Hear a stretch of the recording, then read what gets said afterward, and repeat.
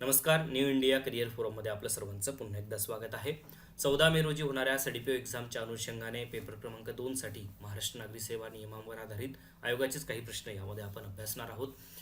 वेतन या संज्ञेमध्ये कोणत्या बाबींचा समावेश होतो असा पहिला प्रश्न आहे बघा. ॲडमिनिस्ट्रेटिव्ह ऑफिसर 2022च्या परीक्षेत हा प्रश्न विचारण्यात आलेला होता. ऑप्शन्स आहेत वैयक्तिक वेतन, विशेष वेतन, शासनाकडून वेतन म्हणून खास वर्गीकृत करण्यात येईल अशी इतर कोणतीही वित्तलब्धी. बघा, ती वेतन म्हणून वर्गीकृत करण्यात येईल अशी वित्तलब्धी समावेश होईल का? 100% होईल. वैयक्तिक वेतन आणि विशेष वेतनाचा सुद्धा समावेश होईल. आपण यापूर्वी सुद्धा वैयक्तिक वेतन, विशेष वेतन काय आहे हे अभ्यासलेलं आहे. मात्र यामध्ये वाहन भत्त्याचा समावेश होत नाही, लक्षात घ्या. किंबहुना कोणत्याही भत्त्याचा समावेश यामध्ये होत नाही. त्यामुळे अ, ब आणि क हे तीनच पर्याय जे आहेत यामध्ये बरोबर आहेत. अजूनही वेळ गेलेली नाहीये. सीडीपीओ डिपार्टमेंटल एक्झाम हा मुख्य कोर्स तुम्ही नक्की परचेस करा. यामध्ये नोट्स तुम्हाला घरपोच पाठवले जातात.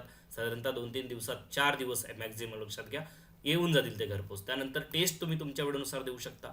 हा कोर्स घेतल्यानंतर हा असा कुठलाही कोर्स घ्यायची गरज पडणार नाही. जर तुम्हाला हा कोर्स नको असेल तर फक्त टेस्ट सिरीज सुद्धा तुम्ही घेऊन सराव करू शकता. जवळपास 2000 प्रश्न त्याच्यामध्ये आहेत. पेपर 1चे 10 प्रश्नपत्रिका, 2च्या 10 प्रश्नपत्रिका. वेतन कशाला म्हणतात? तर वेतन म्हणजे शासकीय कर्मचारी मासिक दराने पुढील प्रमाणे घेत असलेली रक्कम. त्यामध्ये काय काय येईल? तर कर्मचाऱ्यास मिळणारे खास महागाई वेतनासह मिळणारे जे वेतन आहे ते येईल.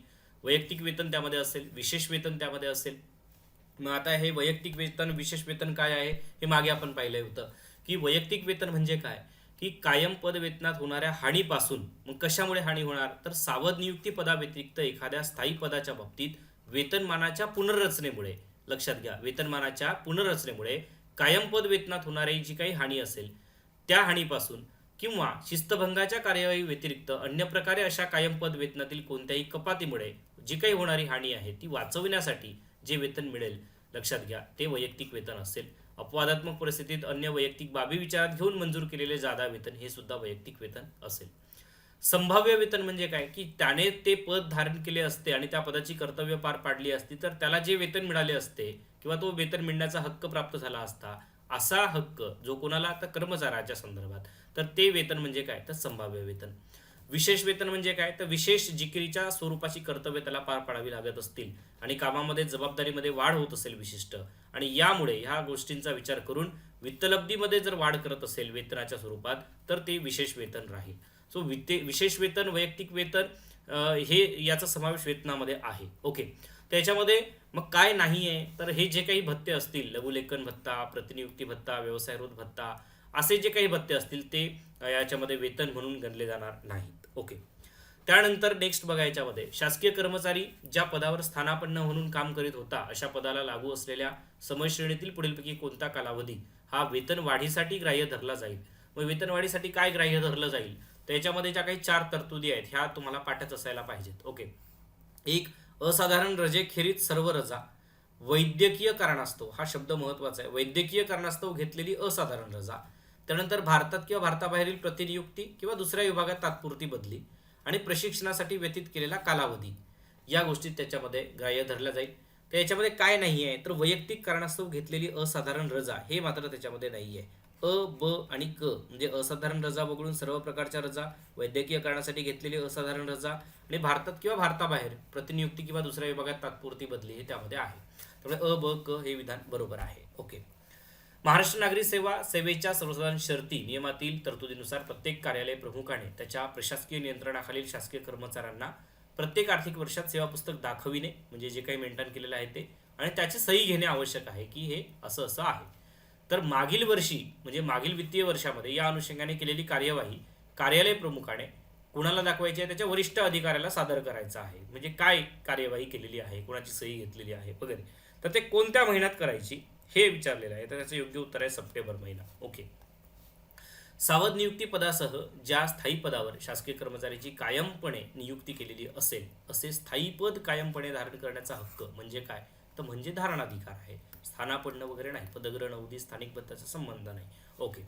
तर याची स्पष्ट व्याख्या काय आहे, तर सावध नियुक्ती पदासह ज्या स्थायी किंवा अस्थायी पदावर शासकीय कर्मचाऱ्याची कायमपणे नियुक्ती केलेली असेल असे स्थायी पद कायमपणे धारण करण्याचा हक्क, मग असा हक्क तात्काळ निर्माण हो किंवा त्या पदावरील अनुपस्थितीचा 1 किंवा त्याहून अधिक कालावधी संपल्यावर निर्माण हो, पण तो धारणाधिकार असेल. शासकीय कर्मचाऱ्याने त्याच्या नियुक्तीच्या तारखेपासून किती महिन्यांच्या आत वैद्यकीय प्रमाणपत्र सादर केले पाहिजे? तर 6 महिन्याच्या आत सादर केले पाहिजे. शासकीय कर्मचारी भारताबाहेर रजेवर असताना त्याची प्रतिनियुक्ती करण्यात आली तर त्याला स्वेच्छेने पुढीलपैकी कोणत्याही एका पर्यायाची निवड करता येईल. त्याला आपल्या रजेचा उपभोग घेणे चालू ठेवता येईल व त्या प्रकरणी प्रतिनियुक्तीच्या कालावधीत त्याच्या भारतातील वेतनाच्या 1/6 इतके मानधन त्याला देता येईल. त्याला आपली रजा खंडित करता येईल व मंजूर करण्यात आलेल्या रजेपैकी उरलेली रजा प्रतिनियुक्तीच्या कालावधी संपल्यानंतर घेता येईल. अ व ब बरोबर आहेत. निलंबनाधीन शासकीय कर्मचाऱ्याच्या निर्वाह भत्त्यामधून खालीलपैकी कोणत्या सक्तीच्या वजाती केल्याच पाहिजेत म्हणता येईल?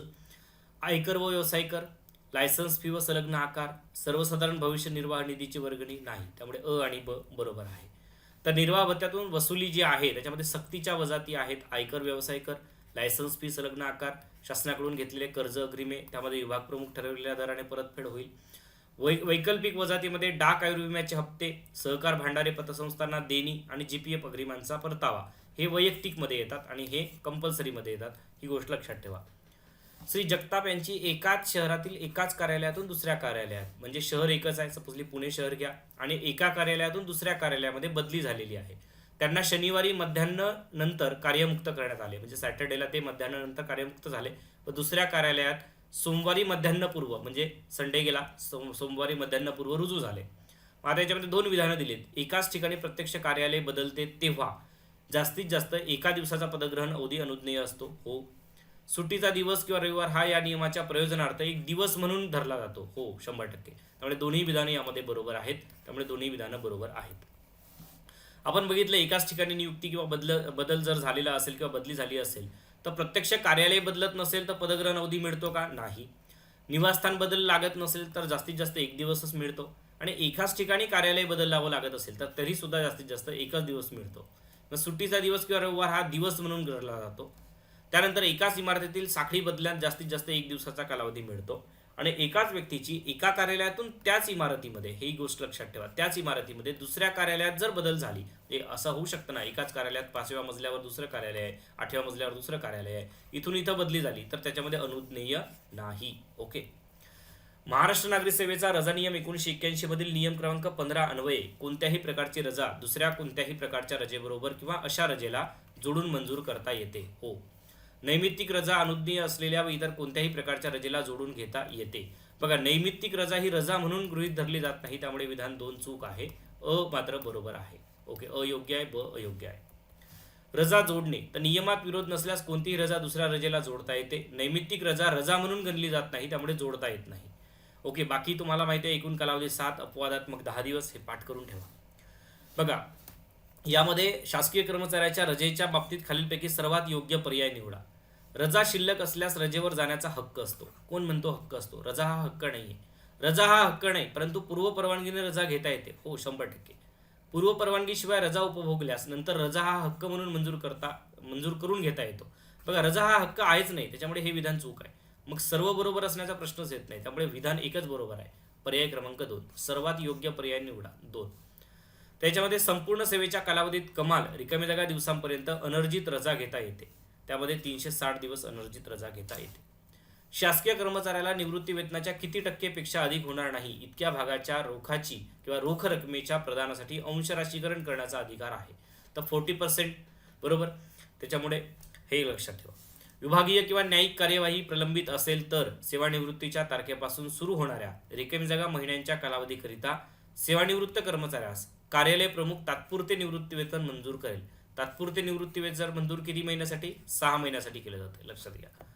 त्यानंतर ज्या प्रकरणात रिकामी जागा किंवा अधिक शासकीय कर्मचारी संबंधित असतील अशा कोणत्याही बाबतीत राज्यपाल किंवा अशा सर्व शासकीय कर्मचाऱ्यांना सेवेतून बडतर्फ करण्यास सक्षम असलेला इतर कोणताही प्राधिकारी एकत्रित कार्यवाही, म्हणजे लक्षात घ्या, ही एकत्रित काय होईल? कार्यवाही होईल.